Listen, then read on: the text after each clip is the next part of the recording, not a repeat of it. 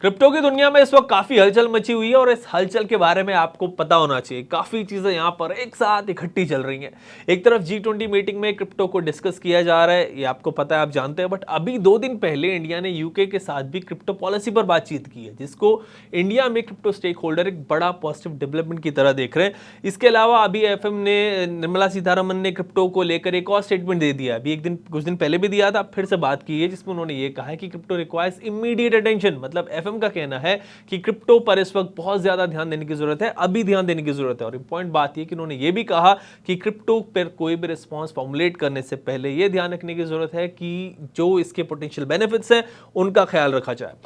इसके अलावा crypto market को देखें तो उसमें कुछ स्टेबिलिटी हमें देखने को मिली है। बिटकॉइन अभी 30,000 को टच करके थोड़ा सा रेस्ट कर रहा है एंड आगे बिटकॉइन हार्विंग से पहले कुछ mini bull run crypto experts expect कर रहे हैं। सो काफी कुछ हो रहा है इस वक्त मार्केट में और आज इसी पे इन डिटेल में आपसे बात कर रहा हूं। मेरे साथ आज जुड़ रहे हैं क्रिप्टो एक्सचेंज वजीरिक्स के वाइस प्रेसिडेंट राजगोपाल मेनन। राज से आज जानेंगे कि आजकल क्रिप्टो एक्सचेंजेस में क्या चल रहा है, इंडियन गवर्नमेंट आगे क्रिप्टो पर क्या डिसीजन ले सकती है, क्रिप्टो रेगुलेशन की बात करेंगे कि क्या इस साल आ सकता है एंड बिटकॉइन से आगे उनको क्या एक्सपेक्टेशन है, क्या ये जो सर्च चल रहा है क्या ये आगे कैरी करेगा या फिर कुछ और हमें देखने को मिलेगा। एंड और भी काफी कुछ है, बड़ा इंटरेस्टिंग डिस्कशन होने वाला है आज राज के साथ। So let's get started. Hi Raj, welcome to uncut. सबसे पहले आपसे ये जानना चाहूंगा कि क्या चल रहा है आजकल, आप थोड़ा ये बताएं। वजीरिक्स के पर्सपेक्टिव से भी हमें बताएं एंड इंडस्ट्री के पर्सपेक्टिव से भी आप बताएं कि नया साल आपके लिए कैसा जा रहा है। Thank you for having me, Ayaz. तो नया साल has not got any good news for the Indian crypto industry, unfortunately, क्योंकि अभी भी मंडी चालू है। सब प्लेयर्स का वॉल्यूम्स बहुत नीचे गया है। एक एग्जांपल के तौर पे पिछले साल हम लोग ने $48 बिलियन का टर्नओवर किया था। That means on an average we were doing about $4 billion a month, average करे तो। Currently, we are doing मुश्किल से that is about $2 million a month, $2 to $4 million a month. तो वॉल्यूम्स तो बहुत नीचे आ गए हैं। तो the only hope is that अभी हम लोग we are seeing some mini bull runs, क्योंकि Bitcoin has crossed 30,000, Ethereum has crossed $2,000. तो what we are anticipating is that ये अभी जब Bitcoin halving होगा in May 4th of 2024, तब तक we will see some mini bull runs which will ramp up the volumes. तो हम लोग का बस यही आशा है कि volumes will go up gradually, and once we enter into a secular bull run, things will be much better. Okay Raj, जैसे अभी आपने बात की कि मिनी बुलरन चल रहा है, बिटकॉइन ऑलमोस्ट 50% बढ़ा है पिछले 6 महीनों में। सो क्या इससे भी क्रिप्टो एक्सचेंजेस की जो वॉल्यूम है उस पर फर्क नहीं पड़ा है, सर्च नहीं करी है, कुछ बड़ी नहीं है? नहीं, हम लोग के यहाँ तो क्या हो रहा है अयाज की वॉल्यूम्स आर मूविंग साइडवेज। तो जब इथेरियम का शंघाई या शापेला अपडेट हुआ था तो we saw an upsurge in volumes, फिर बाद में घट जाती है। तो इट इज साइडवेज। तो on good news it goes up, like when bitcoin hit 30,000 थोड़ा ऊपर गया था, फिर अगेन इट सबसाइडेड। तो रेंज बाउंड रहा है volumes, not only for WazirX but for most crypto exchanges in India. तो there is no sudden peak या सडन स्पाइक, वो नहीं दिख रहा है, and then that upward climb, वो अभी फिलहाल तो नहीं दिख रहा है हम लोग को। वी होप कि पुराने दिन वापस आए राज, इंडस्ट्री का माहौल थोड़ा बदले। अब गवर्नमेंट की बात कर लेते हैं। सो आप देख रहे हैं कि गवर्नमेंट में G20 मीटिंग में क्रिप्टो को डिस्कस कर ही रहे हैं, हम जानते हैं, लगातार स्टेटमेंट्स आ रहे हैं। सो G20 से आप क्रिप्टो पर क्या एक्सपेक्ट कर रहे हैं? तो we have to look at it in two points of view आयस। एक ये है कि G20 पे मैक्रो लेवल पे क्या हो रहा है वो तो होगा ही, but I will just address what is happening at a micro level. मुझे ये लग रहा है कि regulation is happening step by step, baby steps, और स्टेल्थ में हो रहा है। तो पिछले साल टैक्स आया था, इस बार थोड़े और स्ट्रिंजेंट नॉर्म्स आए हैं। अभी मार्च में the entire crypto industry PMLA के अंदर आया है। दैट मीन्स हम लोग को जो भी सस्पिशियस ट्रांजैक्शंस हैं वो सब FIU को रिपोर्ट करने होंगे। तो रजिस्ट्रेशन हो गया FIU के थ्रू, और एक पूरा SOP आया है फ्रॉम द अथॉरिटीज की क्या करना है क्या नहीं करना है। तो ये अगर कोई नॉट लीगल इंडस्ट्री होता या ये ऐसे रेगुलेशंस नहीं होते, ऐसे रूल्स बनते नहीं थे। तो what I am seeing is that धीरे धीरे we are moving towards regulation. अभी चलते हैं मैक्रो रेगुलेशंस की ओर। ये कुछ नया नहीं है। PM मोदी और FM सीतारामन हमेशा बोलते रहे हैं कि crypto is a global product. ये इंडिया बैठ के अभी नहीं डिसाइड कर सकता कि हम लोग रेगुलेट करेंगे करके। हाँ, हम लोग थोड़े गैप्स हम लोग प्लग कर सकते हैं, but if you have to trace funds that moves from one country to the other, you need cooperation across. And the good news is that इस बार हम प्रेसिडेंट है ग्लोबल G20 के, तो we have the genuine opportunity to set the agenda. And मुझे तो ये मौका, I don't think we lose this chance of actually setting the agenda for crypto global regulations. और कोइंसिडेंटली G7 का भी एक मीटिंग हुआ था पिछले हफ्ते, उन लोग ने भी यही बोला है कि crypto has to be regulated, there has to be common rules for CBDCs। तो मुझे तो लगता है 2023 is going to be the year for crypto regulation. Raj, you said government active है क्रिप्टो को लेकर। अगर हम फाइनेंस मिनिस्टर को ही देखें तो वो यूएस गई थी, वहां पर आईएमएफ ऑफिशियल से उन्होंने क्रिप्टो पे बात की। एक क्वेश्चन आंसर सेशन में क्रिप्टो को एक्चुअली उन्होंने मेंशन किया। इसके अलावा आईएमएफ से बात हुई, फिर गवर्नमेंट ऑफिशियल से भी वहाँ के क्रिप्टो पर उन्होंने बात की, एंड फिर इंडिया आई, तब उन्होंने क्रिप्टो पर एक स्टेटमेंट दिया। सो मतलब एफएम एंड गवर्नमेंट की जो अप्रोच है वो बात कर रहे हैं बार बार इस पर, उसको आप कैसे मतलब डिकोड करते हैं? Actually, what the FM does is that she answers questions what is put to her.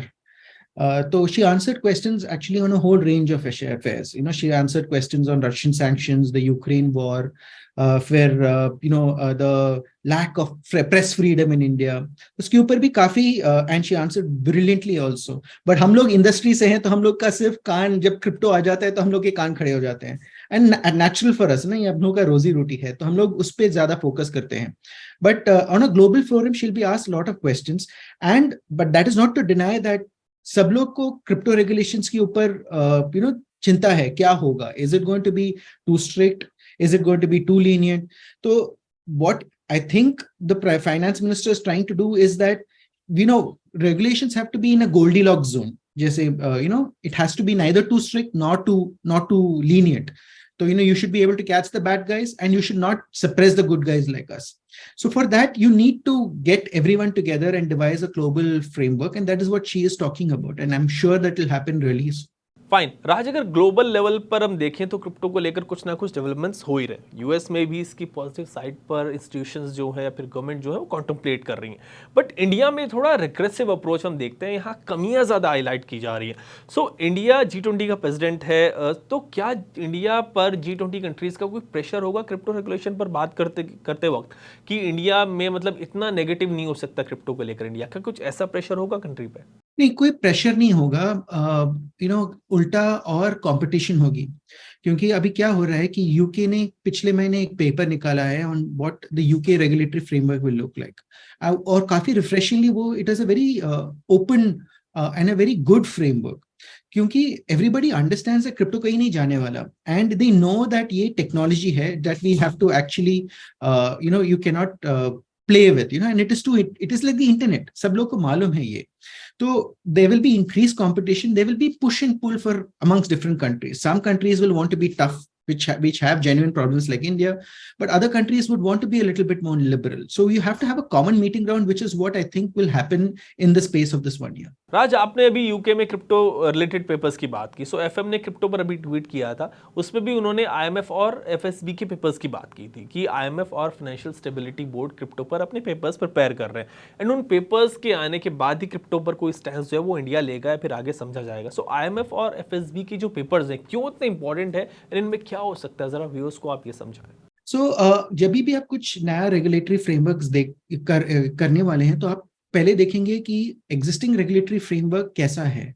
So after all crypto is money, right, the internet of money. तो हम लोग ये देखेंगे कि मनी ट्रांसमिशन में क्या रेगुलेशंस है, बैंकिंग सेक्टर में क्या रेगुलेशंस है, फिनटेक में क्या रेगुलेशंस है, existing regulations, can those regulations be enhanced and bought into crypto. And BIS is the global regulatory framework for money transmission and banking.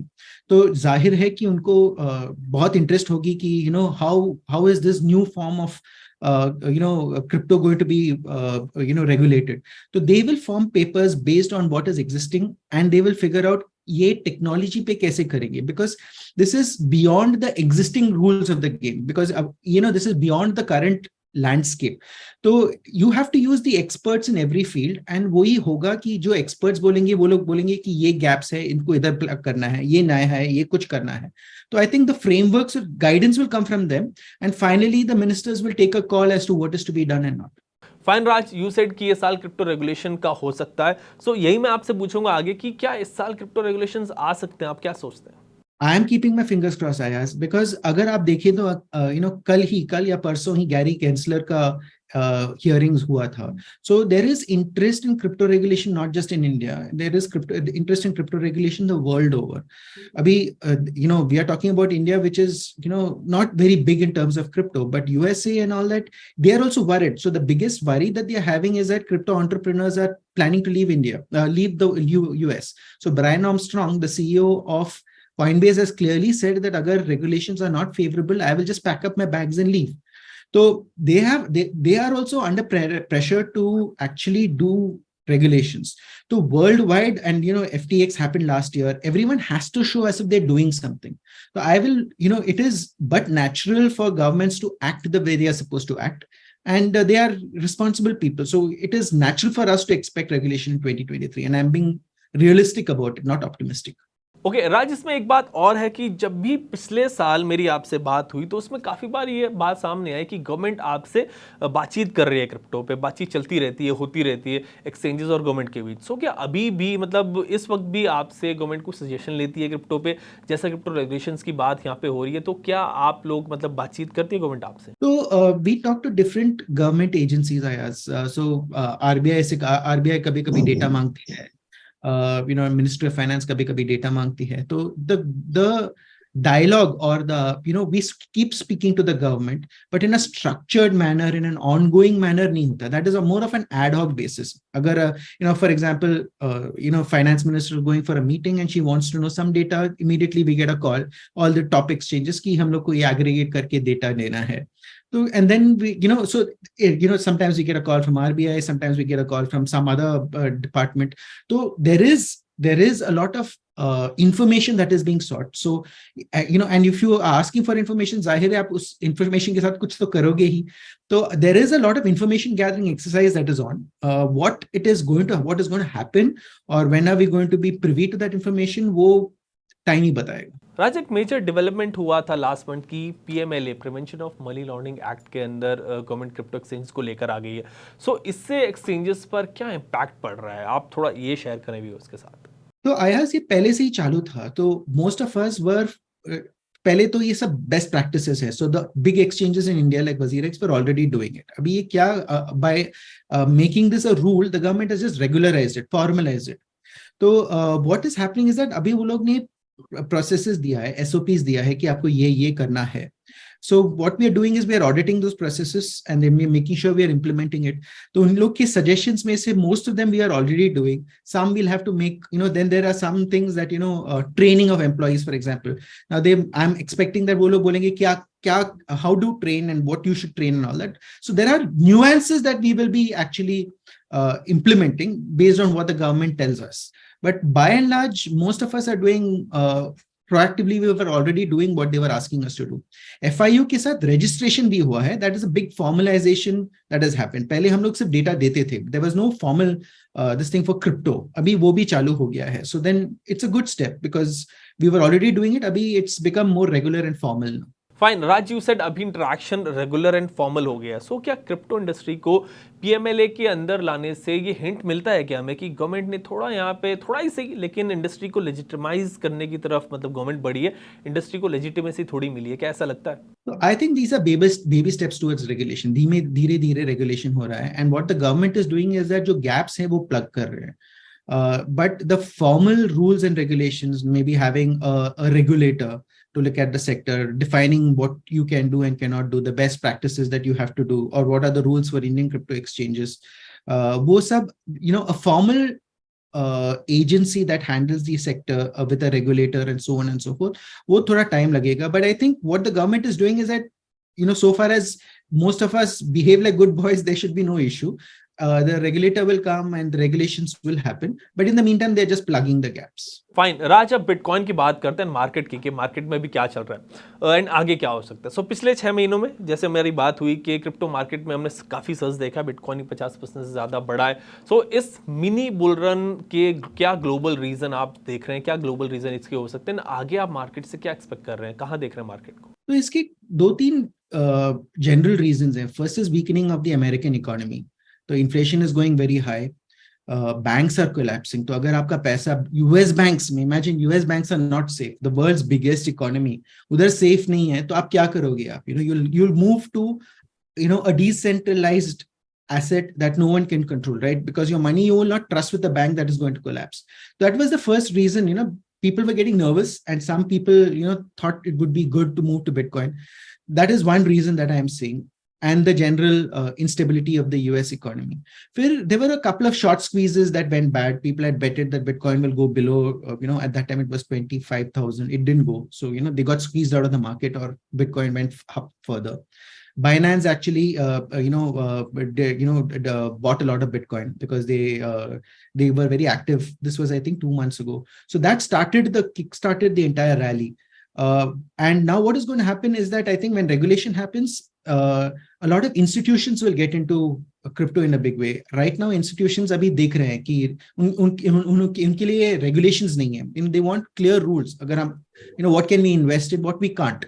So when those regulations happen, there's going to be a wall of money that is going to come into the space.